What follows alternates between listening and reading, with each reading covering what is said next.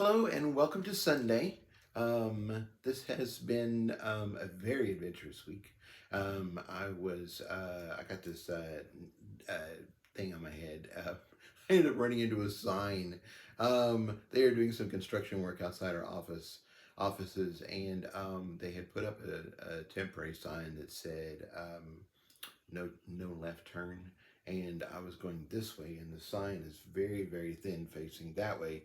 And I was walking beside one person here, and I was looking down at my feet because I didn't want to trip, and I just like smacked right into the edge of that sign and scraped it along my head. It was very exciting. It was very painful. But anyway, it is doing much better, and we are having a good time, good Sunday, good holiday weekend. So everything's going good. Um, okay, I hope you guys are also having a great time. So we are going to. Oh, I'm doing it without a mic this time because I've already had the kitties in here and they were already like, "Oh, microphone cord. Let me run with that." So it seems to do really good on sound wise. So I guess we'll just see how it works. But anyway, um, okay, so we are doing chapter 11. I'm going to read just a little bit of the end of chapter 11, and then we're going to hit chapter 12. Okay. It wasn't until my flashers arrived that I realized just how dark it was on the street. The sky was completely covered in thick black clouds, and I felt like it was the middle of the night. The 2 minute sorting time is over, and the wards are now in effect. The voice, which I assumed was the king, spoke again. I felt a powerful magic snap into place, and all the houses on the street were now covered in milky white force shields. The cleanse will begin in 20 minutes' time. Adventurers, you have until then to pass through your portal and go home. Good luck. Chapter 12, Footlong. My mind raced as I figured out what to do. The king hadn't said where the portal was located, but I was pretty sure it was back at the Adventurers Hall, probably in the big plaza outside. Thank goodness the Anks had dropped plenty of hints to make sure we knew where it was. I looked into the sky to get my bearings and realized all the lights in the towers were out. No wonder it was feeling so dark. I guess that was part of the challenge.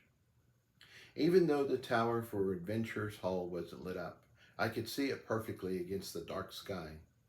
Months ago, Isabel's throne golem had punched me in the face and popped my eyeballs like two fragile grapes. It had been a dramatic experience, but once they'd grown back in, I had perfect night vision. While I was thinking about it, I needed to make sure Annabeth could see well enough to fight. We were going to be running through the streets, so I instructed 3 of my flashers to stay with her at all times. 2 of them landed on her shoulders and gave a steady glow, while 1 flew over her head and illuminated a broader area. I had debated dedicating a flasher to Bermuda, but he was a cat, and he already had excellent night sight. If he wanted one, he'd let me know. I was going to talk to Annabeth about heading out when lightning struck the street right in front of us. I was totally unprepared for the sheer power that hit me. I flew backwards and slammed into the ward over in Diffie's house. The flash was so bright, my brain shut down for a moment, and the clap of thunder shook my heart. I hit the ground and felt numb. I couldn't think. I couldn't breathe.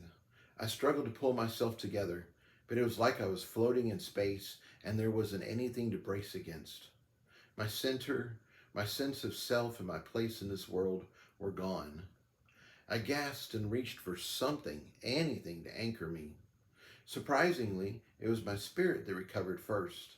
I felt my aura blaze with spiritual energy, and then my magic sight returned. I felt like I was upside down, crouched on the ceiling, but at least I had a direction now. What the hell was that? My analytical side booted up again. Lightning always strikes the tallest part of the landscape, not in the middle of the street. That doesn't make any sense. Get up, he screamed. Get up, right now. Move it. What? I sucked in my first gasp of air as T and his grove kicked me into overdrive. Then I realized what my magic sight was seeing, and I staggered to my feet in panic. The lightning wasn't just a discharge from the heavens. It had opened a portal, and a whole freaking army of massive, nasty creatures was starting to come through. They were upright, with 2 arms and 2 legs, but they had horns on their heads, hooves for their feet, and were covered in thick fur. Their faces radiated an evil vibe, and the huge underbites and bleh, their their faces radiated an evil vibe, and the huge underbites and incisors bigger than my fingers made it worse.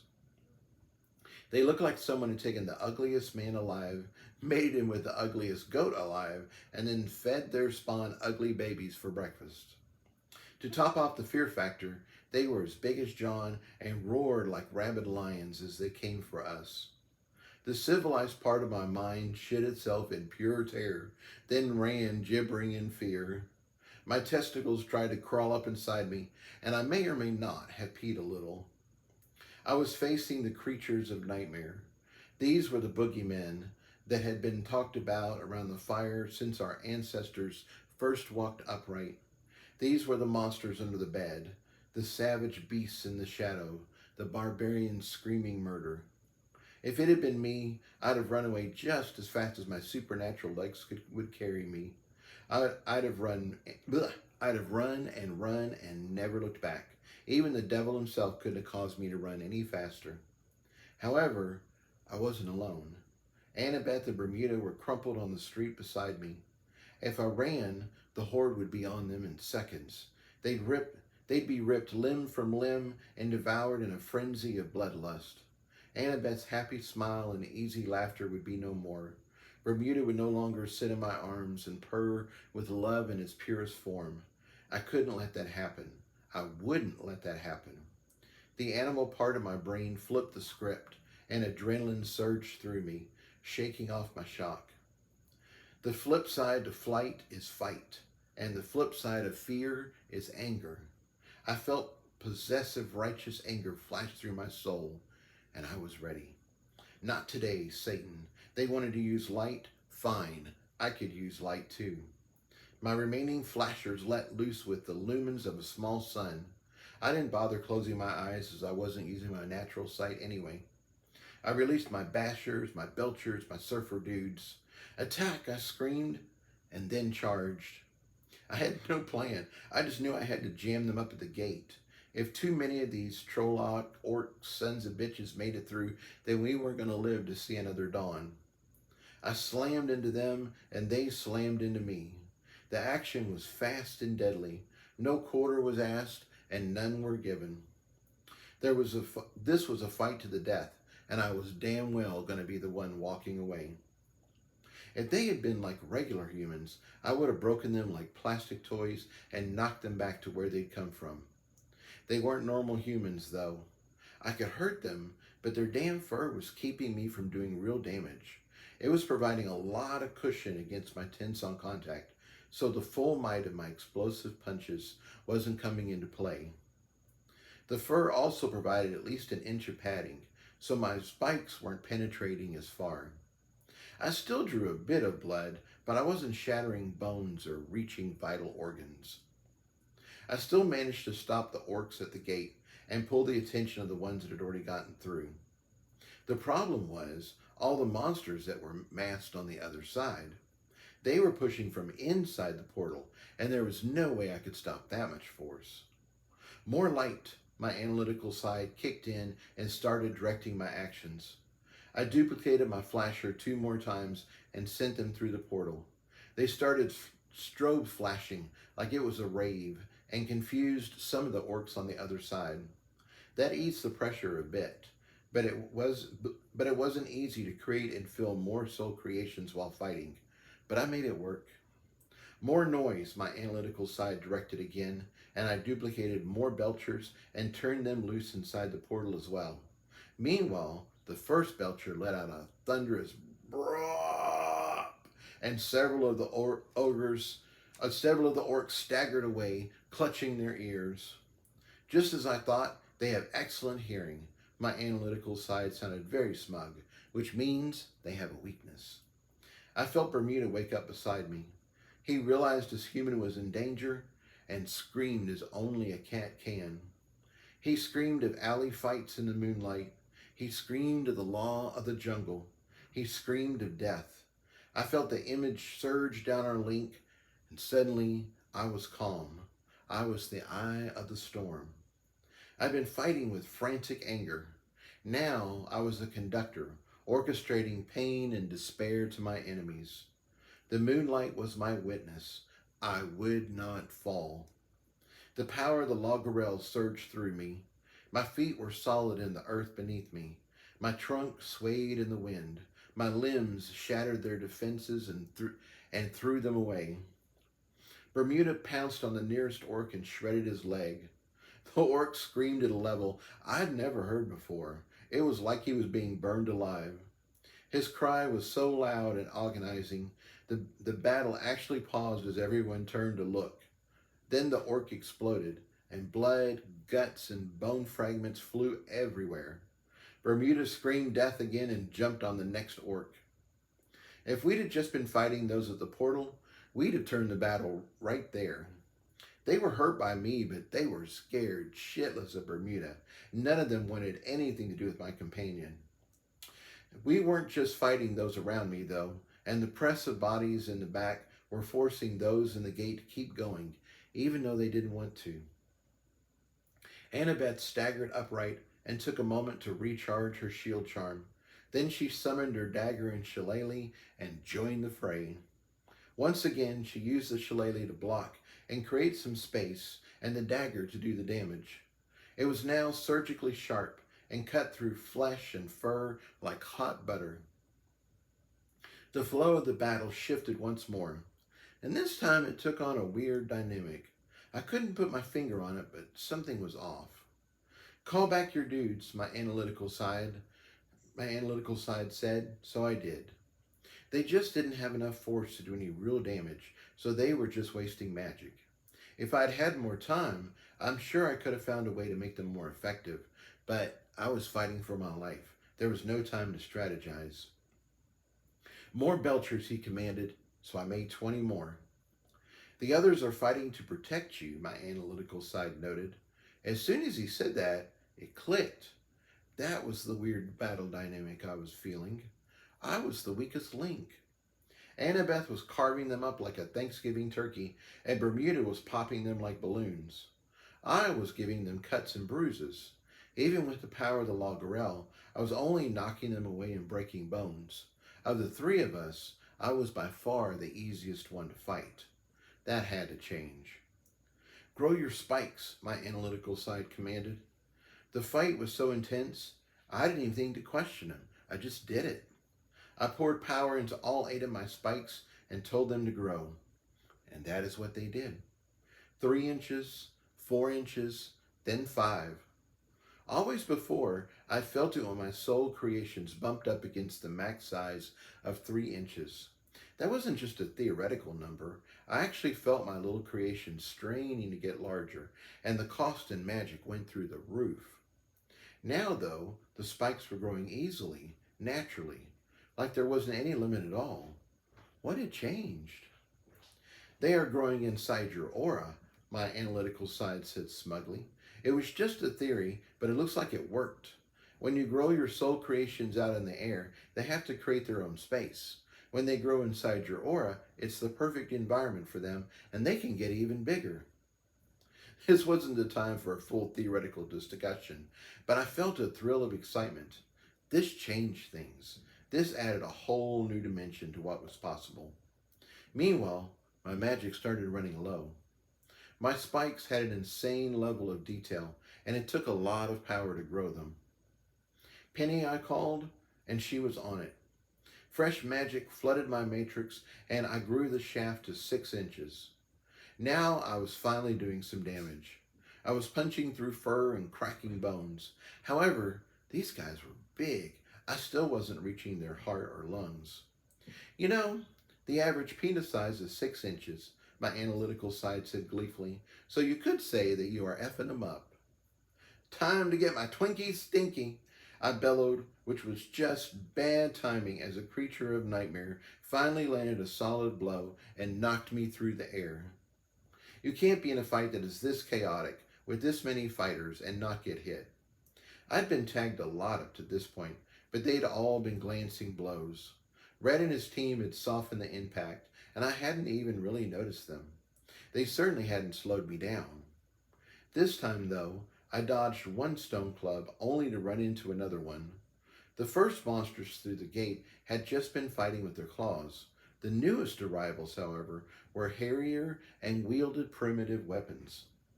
The blow rattled me a bit, but the defensive force runes in the Hex network had pushed the kinetic energy back, and what had made it through had been distributed over a much wider area. Thank goodness I had a real shield now, or that might have knocked me out of the fight. I took the brief respite as I flew through the air to see how the others were doing. The stone clubs were overriding the advantage of Annabeth Shillelagh, so she no longer had the upper hand. Bermuda was fast and small, and the orcs he tangled with screamed in such agony that nobody wanted to mess with him.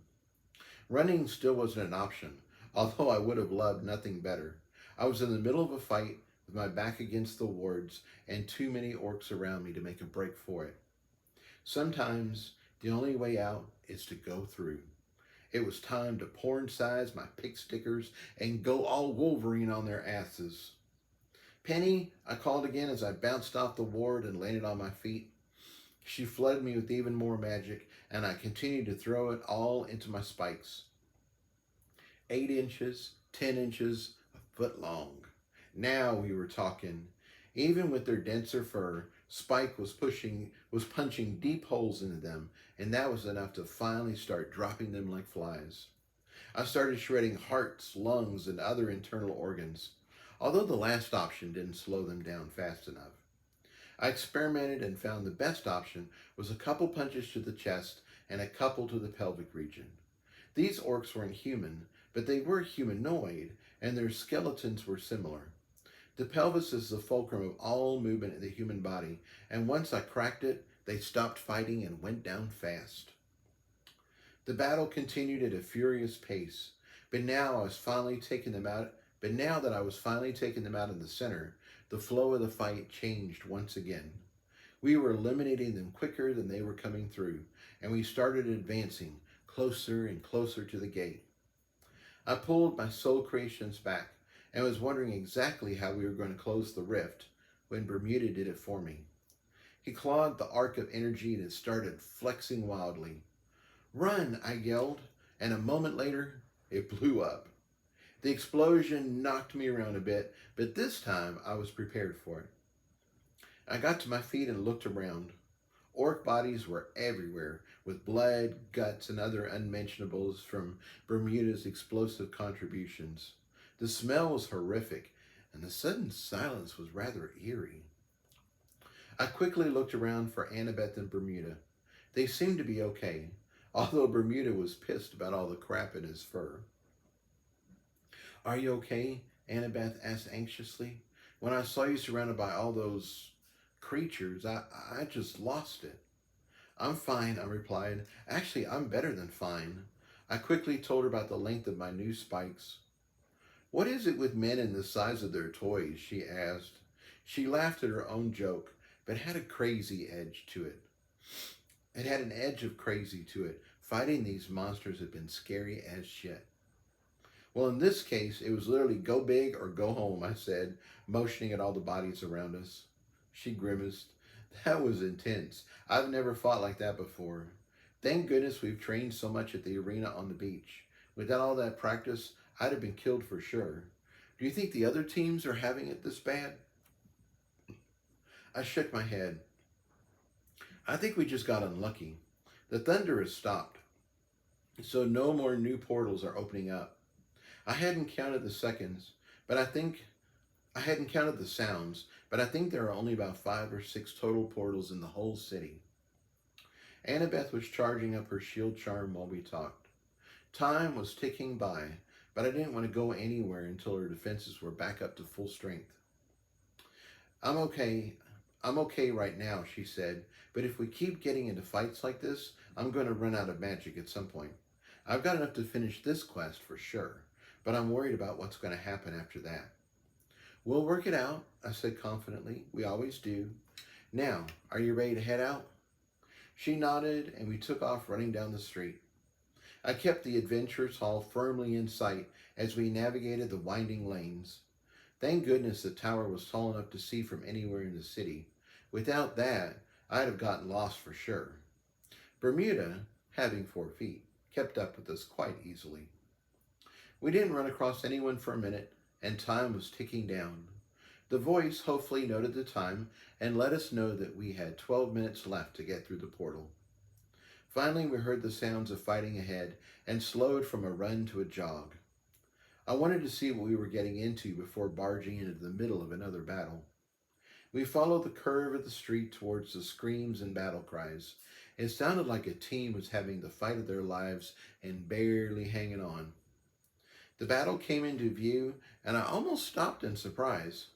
A team of 5 mages, was facing off against the orcs, which was what I expected. However, there were only 2 orcs, one on either end of the street, and they had the adventurers pinned between them. They looked to be a lower ranked team, no matching outfits and no obvious sponsor logos, so I'm sure this was difficult for them. 2 of the larger guys were tanking for the team on either end and holding off the orcs. The remaining 3 mages were firing spells and trying to do some damage to bring the orcs down. All of the mages looked injured, and one of the mages in the middle looked really rough. I'd say she had a broken arm at least, and maybe more. Annabeth looked at me like, 2? All that fighting for just 2 of them? Then she summoned her knife and lit into the one nearest us. I realized she'd upgraded her weapon too. Before it had been a dagger. Now it was the size of a short sword. Annabeth didn't waste any time.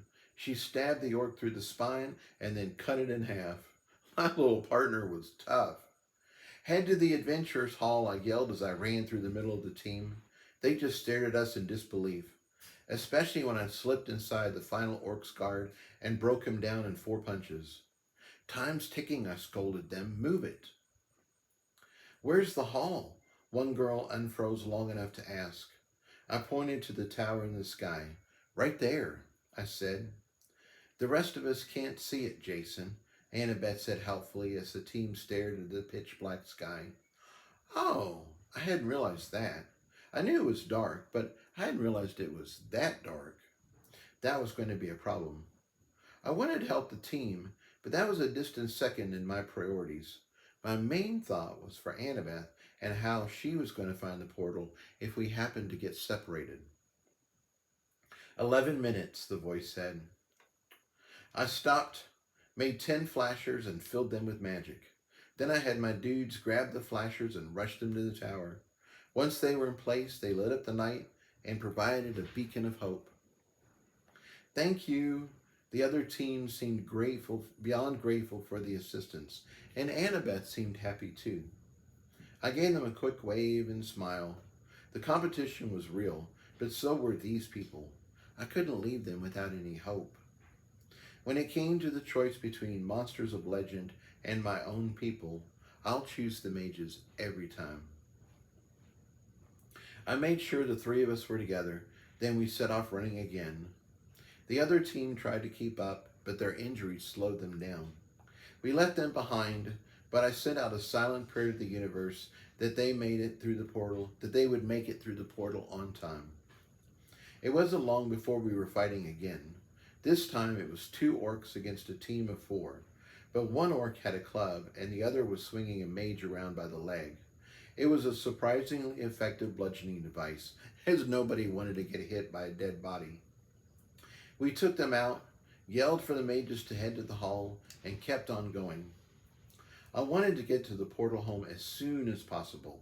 I was afraid it would be a small portal, like the one we'd come here, and like the one we'd had coming here, and there would be a line to go back. There was no way I was getting knocked out of the tournament for something like that. We had 6 more encounters as we wound through the streets. The number of orcs we were facing continued to go up. The last battle we interrupted had 2 mid-level teams fighting around 16 orcs. Bermuda decided he had enough and left the rest of the fighting to me. He jumped into my throne room and went over to the stream on the tree side to get a drink. I was glad he was with me now, instead of underfoot where he might get hurt. We weren't having breaks between battles like before. Instead, it was just starting to turn into one big brawl with individual pockets of conflict inside it. Your companion is using your freshness fountain, the bank crystal alerted me anxiously. He shouldn't be here, but I can't keep him out. Somehow he just wandered in. That's okay, I replied. Bermuda goes where he wants. Just alert me if he starts using too much magic. I spared a moment to check in with my fur baby, and sure enough, his fur was now clean as a whistle. He was sitting on my throne, looking very pleased with himself. I sent a quick image of warm affection his way before returning to the screams and stench of real life. 6 minutes, the voice said. We arrived at the main road through the city. Otug's warehouse was somewhere along here, although I'm sure it was warded up now. Our new problem wasn't the orcs, although there were still several around. It was the other adventurers. Despite having a clearly lit up tower in the sky, a lot of the idiots couldn't figure out what to do. The main road was very wide. It had to be to handle the carts and foot traffic moving around the city, but the number of adventurers present and their confusion about what to do was making it very difficult to navigate. Some teams hurried up the road, some headed down. Some teams fought the orcs, and some just stood in the road trying to figure out what to do. Some teams gave up and left down side streets, but more adventurers were arriving all the time. This whole scene was madness. 5 minutes, the voice said. We've got to do something, I yelled at Annabeth over all the noise. She nodded. We can't leave all these people to the orcs, she yelled back. That wasn't exactly what I meant, although I agreed with the sentiment. I wanted to save ourselves first, and if we could save teams from getting hacked into sushi, that was just gravy on the cake. My analytical side groaned and clutched his head in pain over the mangled metaphors, but I ignored him. Annabeth thought for a moment and then took a deep breath. Go to the light, you'll be all right, she yelled, trying to get a chant going. I joined in. Go to the light, you'll be all right. Then her magic kicked in and her voice boomed up and down the street. Go to the light, you'll be all right. Others picked up the chant, and soon the whole street was yelling the phrase. Best of all, some of them actually wised up, listened to what they were yelling, and started heading in the right direction. Once a majority of adventurers started moving, that seemed to flip the switch, and suddenly everyone was heading in towards Adventurers Hall. The resistance melted away, and we finally had momentum. 4 minutes, the voice said. We hurried along with the crowd, and then all at once the plaza opened up in front of us. I knew we were close. I hadn't realized we were that close. Fortunately, my fear of only having one tiny portal home was unfounded. There were at least 10 portals all around the perimeter of the plaza, and 5 more in the center. The adventurers were streaming through, and the plaza was emptying out just as fast as they arrived. We ran towards one of the less crowded portals in the center when I realized we had a problem. Well, not really a problem, more of a delay. I can't leave my flashers behind, I yelled, and pointed above us. Annabeth looked up at my lights in the sky, showing the location of safety to all the mages still in the city. 3 minutes, the voice said. You can't take them down yet, Annabeth yelled back. There are still so many people we can save. Let's wait till the last little bit before you bring them back. Sounds good, I replied, as we stood there watching the people race to safety. We were right beside the portal, so we could jump through at a moment's notice. Annabeth slipped her hand inside mine and gave it a squeeze. This night had been intense, and the battles had been crazy. Doing it all with my best friend made it all so much better. Annabeth was a blessing in every sense of the word. She was a fierce warrior, a follower when I was feeling sure of myself, and a leader when I wasn't. She was insightful in the quests, and she brought a whole other set of skills to interacting with people. Best of all, she made this whole thing seem a little less scary and a lot more possible. 2 minutes, the voice said. You know, it occurs to me that saving all these teams is probably not in our best interest, I noted. I just got caught up in these creatures and how nasty they were. After our fight at their portal, I felt like it was a humans versus orcs situation. I know what you mean, Annabeth said. I wasn't about to stand by and let them kill everyone. It all feels so real. We stood there for a moment. I'm getting my head back in the game too, and it probably would be a good thing for us if we had been the only ones to make it back home. So, should I take the lights down? I asked. I feel torn, she said. I'm sure all the best teams have already made it back, or they wouldn't need the lights to know where they are. We are probably helping the lower level teams, and I just don't want them to get chewed up by these creatures or by this cleanse. I know it's not a smart play, but let's leave the lights up there just a bit longer. Annabeth had a kind heart, and leaving the flashers up for another minute wasn't going to hurt anything. I gave her hand another squeeze, and we waited together. It was an oddly peaceful ending to such an adventurous day. 1 minute, the voice said. The walls on the king's castle flared to light, and I felt a massive power building. If I had to guess, the cleanse was going to start there and fled throughout the city. Time to go, I said, and called my flashers.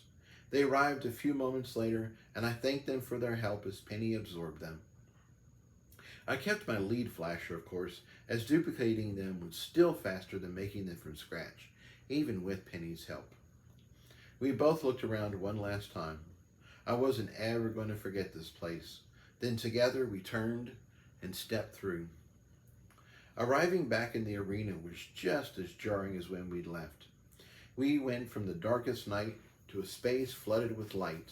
There was dance music playing, and it mingled with the sounds of the teams to turn this place into a big party. And why not? We'd survived and been very successful. We were back on the floor of the arena and safe again. What better time to celebrate? I was unsure of what to do next, so we moved away from the portal and looked around for Miss Mountain. I spotted her a moment before she spotted me. We locked eyes, and she immediately started moving in our direction. Once again, she plowed through the teams like a battleship propelling through water. One mage didn't get out of her way fast enough, and she bounced him like he was a little child. It was great to see her again, and I was getting ready to greet her, but she spoke first. Where are you hurt? She demanded. She was all business and looked just as deadpan as usual, but there was real concern in her voice. She dropped to one knee in front of me, and first aid supplies started appearing out of thin air. Oh, I'm not hurt at all, I said brightly. I looked down at myself and realized I was still covered in gore. No wonder she thought I was injured. Sorry, I continued. Give me a moment. I tapped into my freshness fountain and did another quick clean. Thank goodness it didn't take very much magic. I then reached over and did the same for Annabeth. The quick clean was great for us, but our clothes looked worse than the first time. Now they felt stiff and had a weird texture. Miss Mountain didn't look convinced. Arms out, she commanded, and I complied. Then she did a quick full-body physical to make sure I was okay. She ran her hands over my body while gently squeezing and pulling to make sure everything was good. She pressed my stomach lightly to make sure there were no internal problems, listened to my heart, and even checked my mouth to make sure my teeth and tongue was undamaged. You are good, she declared, one eyebrow slightly lifted in surprise. Then she turned to Annabeth and did the same thing. I felt grateful she cared about us enough to make sure we were all right. I had no doubt that if we'd have been injured, we'd have been bandaged, splinted, and carried back to John in short order.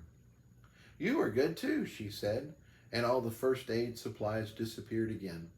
I guess she was using her magical pocket, like Eugene had talked about back at the gathering. Then she got to her feet, and we got a faint, proud smile. "You were fierce?" she asked.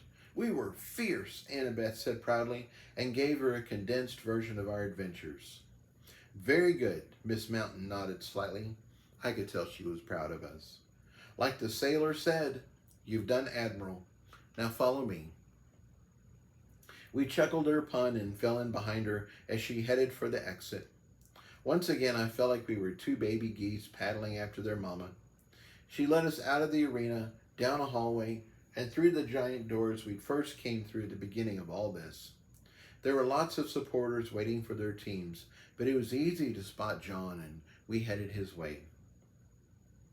I guess we must have smelled a bit, as we got enthusiastic greetings from everyone, but nobody moved to get a hug or get too close, except for Tyler. He swept me up with a big hug and an even bigger kiss. After all the nasty stuff I'd seen, it felt wonderful to be in the arms of my man. He tasted like honey and smelled like spring. I ran my fingers through his nice clean hair and wrapped my legs around his solid waist. Miss Mountain greeted John and Sandy, made sure we were all good, and then bid us farewell. I'm sure she still had tons of teams to escort out of the arena.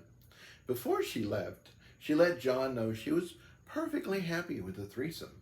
Two men were even better than one in her view. Tyler just laughed and thanked her again for all her help and support. "How are you both feeling?" Sandy asked. "Do you need to rest up, or do you want to blow off some steam?" "There's no way I could rest," Annabeth replied. "I'm too wound up. Let's get some food and then see what we want to get up to from there." "That sounds like a plan," John rumbled. "But let's head back to the room first. You two are a bit ripe. If we go to the buffet like this, you're going to ruin my appetite." "We certainly wouldn't want that," I laughed. "I could use a shower. Hot water and real soap sounds wonderful right now." "Agreed," Annabeth exclaimed, "and I'm going to burn these clothes. I never want to see them again." And with that, we all took off back to our suite. But not before Tyler whispered in my ear that he'd be happy to blow off any steam I needed. I shivered in anticipation, and a whole different shaft stirred his head and wanted to come out to play. Suddenly, we couldn't get to the suite fast enough.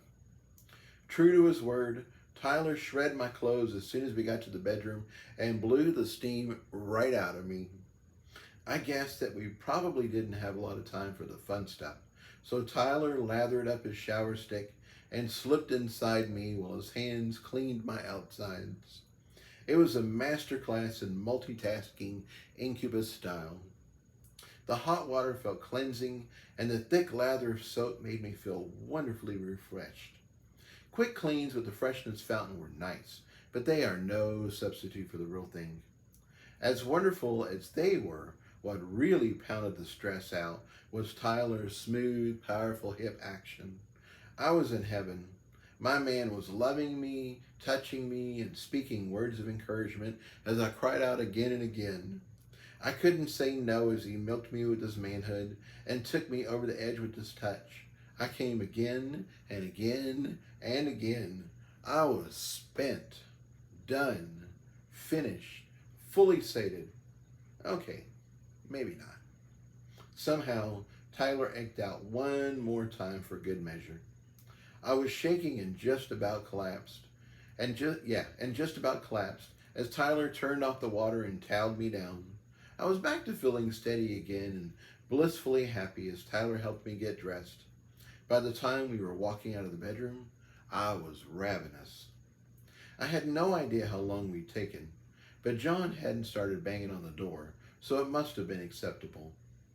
Annabeth looked fresh and happy too, so our crew headed off together to get some grub. I held Tyler's hand, and I was so happy I could have skipped along the whole way. I was safe, my friends were safe, we were still in the tournament. Life was good. The only thing that marred my otherwise perfect moment were my shoes. They still looked like they had been through a gore-fest convention. They were as clean as I could get them, but I still needed a new pair. Maybe I could get some new footwear at the fair. I knew it was mainly focused on magical items, but I'm sure there had to be a vendor that sold clothes. We made it to the buffet and it was packed out. It seemed like we weren't the only ones that were hungry after our adventures. Gold Trim got us a table right away, and this time we were close to a dueling chamber. It looked like we were going to get some entertainment to go with our meal. Tammy was our waiter this time, and it was so nice seeing her again. She asked how my dress was, and I told her it was the envy of everybody on the red carpet.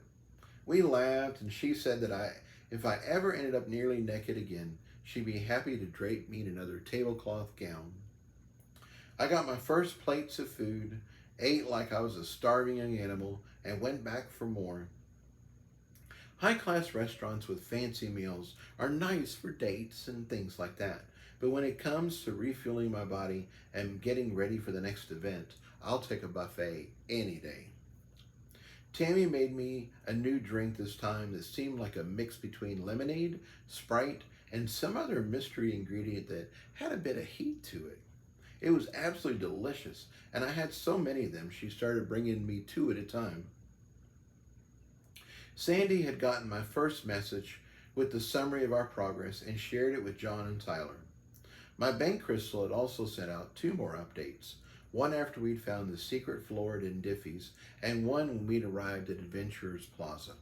So the crew was already up to date on what had happened.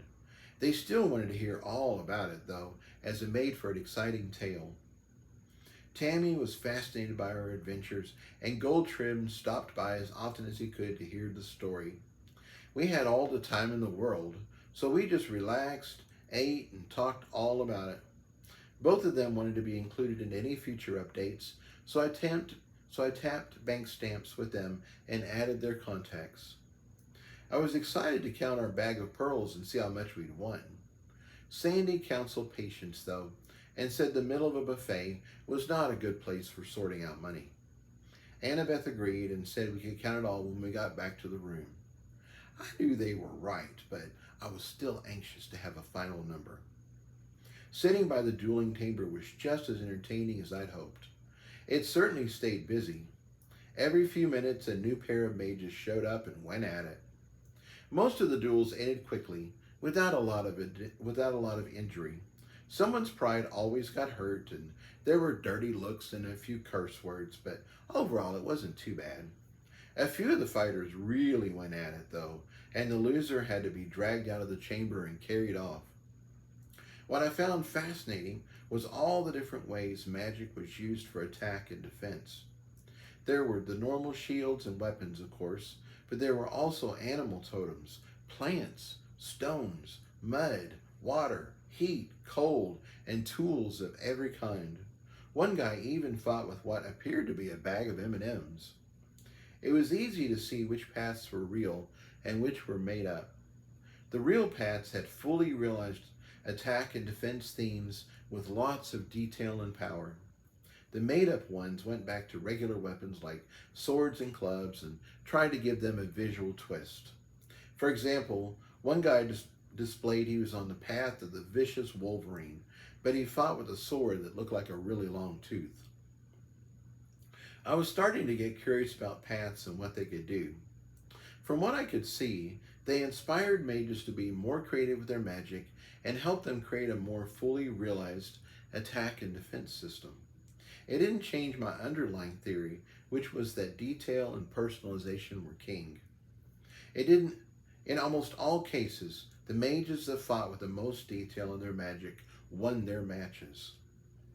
Finally, the meal wound down, as all meals do, and our thoughts turned to the future. So, what is next on the agenda? Annabeth asked.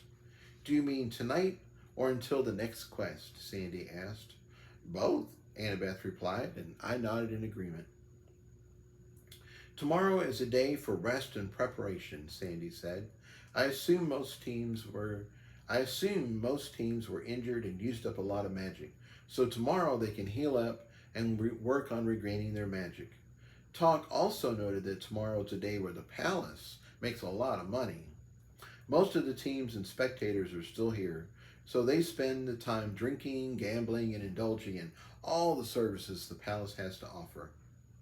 For us, I thought this would be a great time to visit the fair.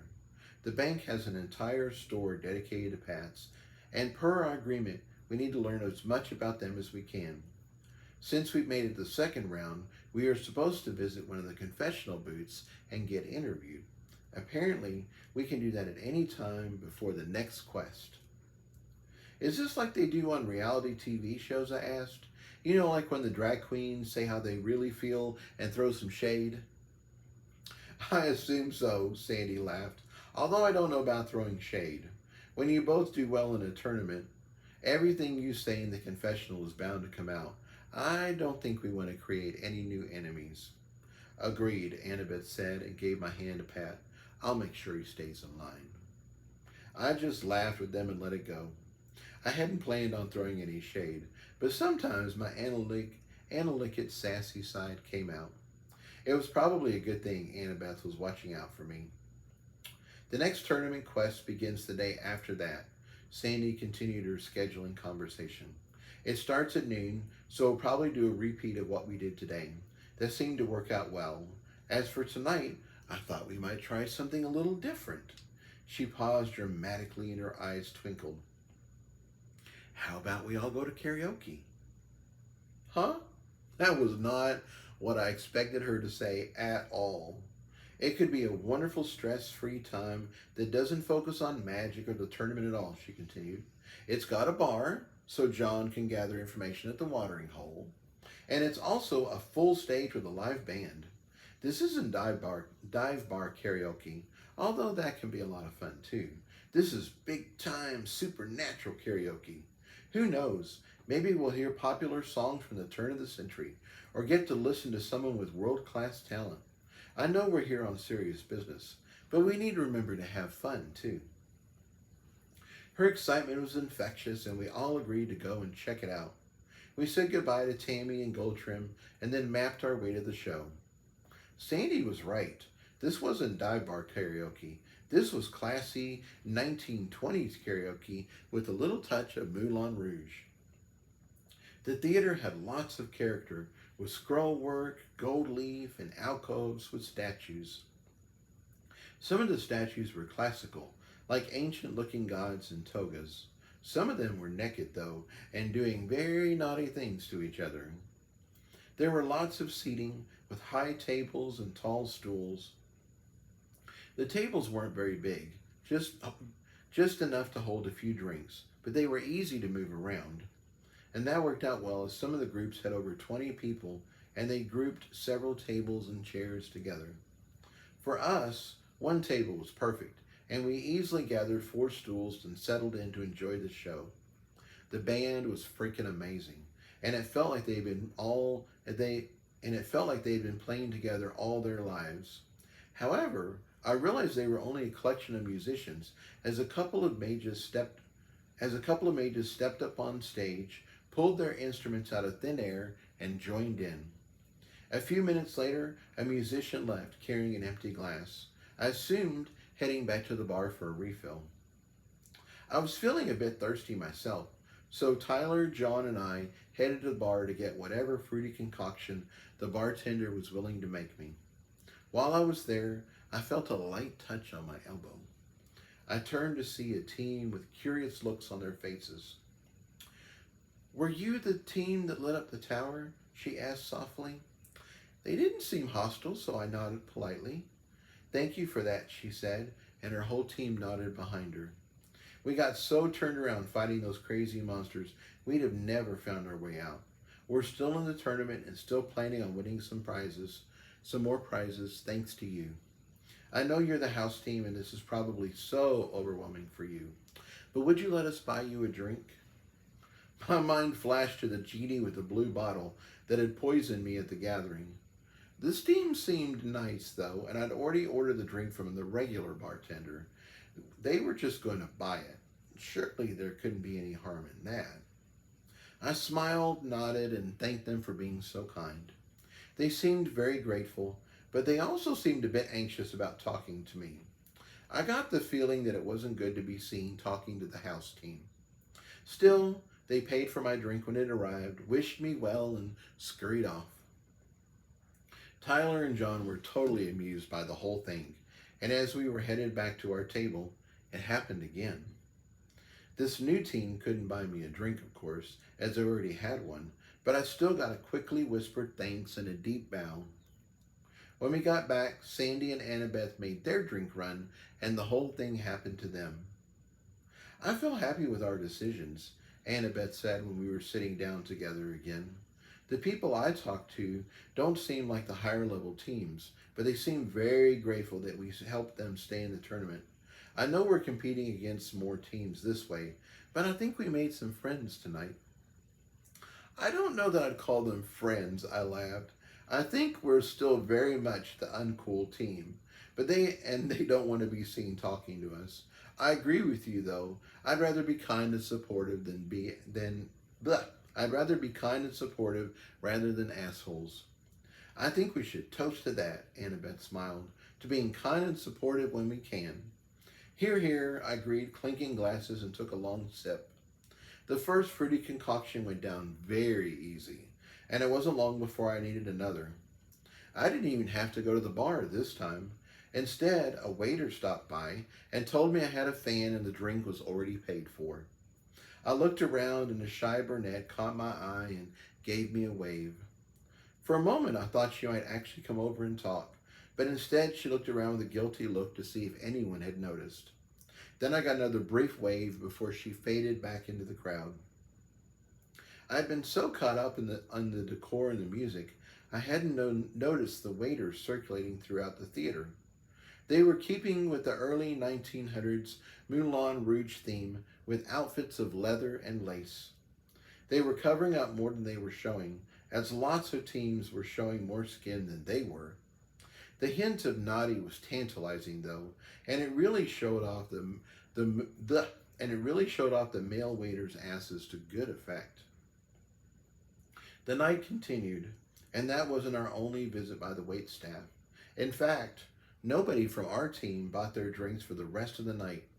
Sandy and I were still a bit leery from being poisoned last time, so we made a rule that John and Tyler had to take the first sip from everything that arrived to make sure there was any magical hijinks going on. They loved that, of course. As it would take a lot more than we'd gotten tonight to get those two drunk. The evening developed this rosy glow, and when Sandy finally signed us up to sing, I barely staggered as I ascended the steps to the stage.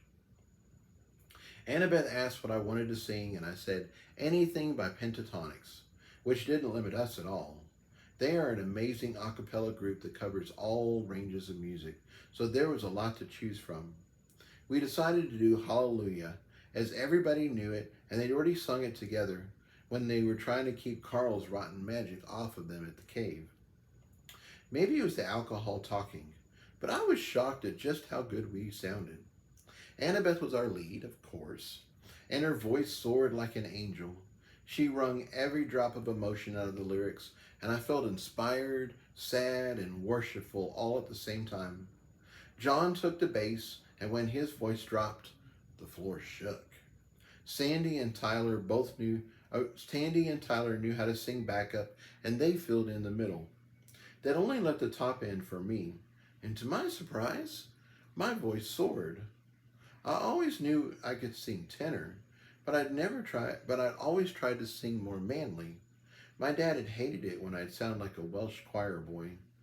Now I was with my friends and the lower registers were taken, so I found a new part of myself I'd been missing. I felt something stirring inside. There was something here, something worth exploring. I wasn't ready yet, so I just sang, blended with the group, and had a wonderful time. When we were done, the master of ceremonies hurried over and asked us to sing another song. His name was Darius, and he'd been cracking naughty jokes and keeping the show organized all night. Annabeth suggested Cheerleader, which is a fun, upbeat song and matched all the support we were getting tonight. I knew most of the words, but not all of them, so my bank crystal kicked in and displayed them on a scroll for me. Darius got the others sorted out, and soon we were belting it out again. I thought that would be it for us, but the crowd loved Annabeth and wanted one more. This time we tapped into one of the greatest songwriters ever and sang Jolie by Dolly Parton. At the end, the whole place was singing along with us. Jolene, Jolene, Jolene, Jolene. I'm begging of you, please don't take my man. We left the stage to the sounds of vigorous applause, and it felt nice. We weren't being booed, and nobody was being hateful. Sure, we were still the house team, and I'm sure other teams weren't brave enough to be our friends. But for this one evening, we had found our spot. We belonged. Sandy was right. This was just what I needed to recover from the first class and to get ready for the second one.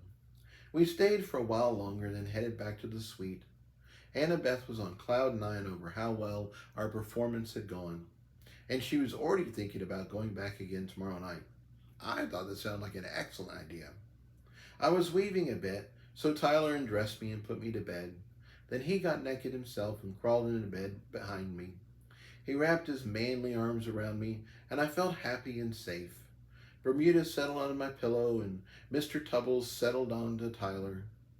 We weren't in our normal bedroom, but our little family was together, and that was all that mattered. With that thought in mind, I drifted off to sleep.